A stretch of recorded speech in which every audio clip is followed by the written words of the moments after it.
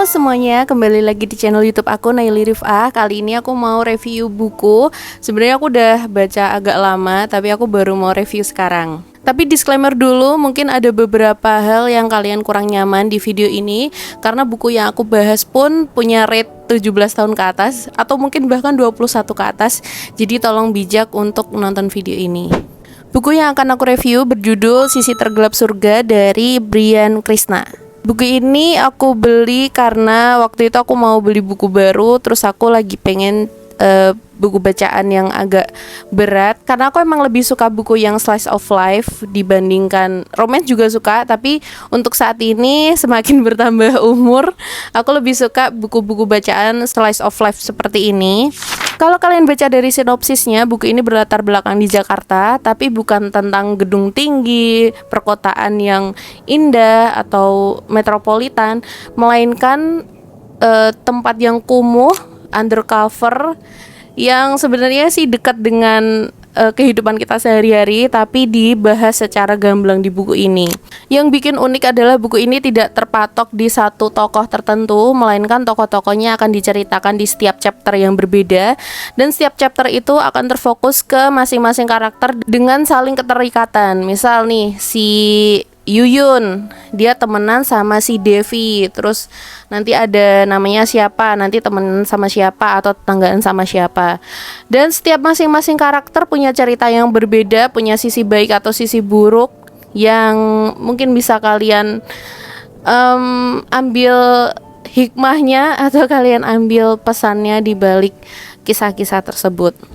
Yang aku suka dari buku ini, bahasanya cukup mudah dimengerti, tidak terlalu sulit, tapi pembahasannya jujur cukup berat banget, meskipun di sini tertera untuk 17 tahun ke atas, tapi menurut aku buku ini cocoknya dikasih label 21 ke atas karena ada beberapa kata yang tidak disensor dan cukup dewasa mungkin untuk anak 17 tahun atau 18 tahun. Iya, untuk bacaan atau untuk membuka mata ini sangat aku rekomendasikan. Ada beberapa topik sensitif yang cukup tabu yang diangkat dari buku ini, seperti pekerja tapi punya anak dan berharap anaknya punya kehidupan yang lebih layak dari dia.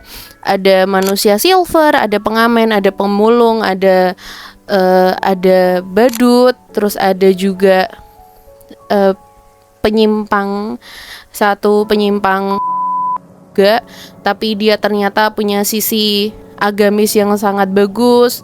Ada juga tokoh muslimah yang digambarkan sangat untouchable, tapi ternyata punya sisi gelap yang wow. Terus ada juga pencuri yang ingin menyembuhkan orang tuanya. Ya, semacam berbagai macam bentuk di sini. Dan ada juga satu part yang menurut aku sedih, adalah ada dua orang dari kampung datang ke Jakarta demi kehidupan yang lebih layak, tapi ternyata mereka bertemu dengan realita yang menyedihkan sampai akhirnya mereka menjalani kehidupan yang sebenarnya tidak mereka inginkan. Jadi siap-siap banget kalau kamu baca buku ini, dan aku sarankan baca buku ini setelah Ramadan aja karena sangat menguras emosi, dan aku perlu waktu kurang lebih 1 minggu untuk baca buku ini.